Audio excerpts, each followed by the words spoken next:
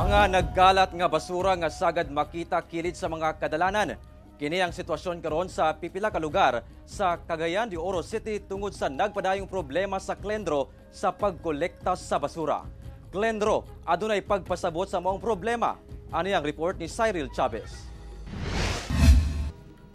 Sa social media post ni Reverend Father Dirjan Faborada sa Archdiocese of Cagayan de Oro, gipakita niini ang iyang pagkadismaya ug nanawagan sa otoridad tungod sa mga basura nga gidamok lang kilid sa kadalanan sa Cagayan de Oro City nga wala pa nakolekta. Pipila sa nakuhaan niini og hulagway ang Barangay Patag ug Carmen. Tuod man sa paglibot sa GMA Regional TV 1 Mindanao, amo gyud nakita ang pipila ka lugar kung asa nagdamok ra ang basura. Mga kapuso, anata karon dinhi sa Barangay Gusa sa Cagayan de Oro City kung asa makita ninyo sa akong likuran kining gadamok nga mga basura nga anaa lamang kilid sa dalan. Sigon sa Klendro, usa ang pagkolekta sa basura sa mga problema dinhi karon sa syudad. Gawas nga ngilad tan-awon sanglit anaa kilid sa dalan, dakong risgo sa bangatod niini, labi na sa panlawas sa katawhan.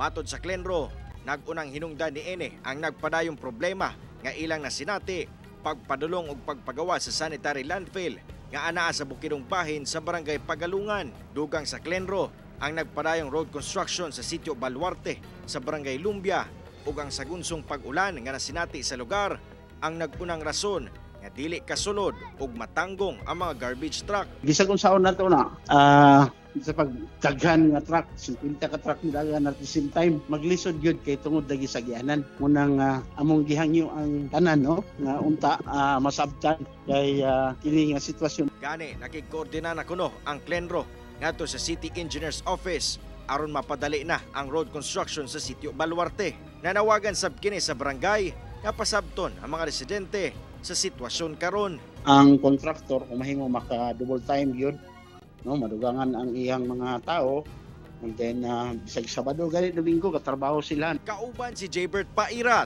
Cyril Chavez, 1 Mindanao.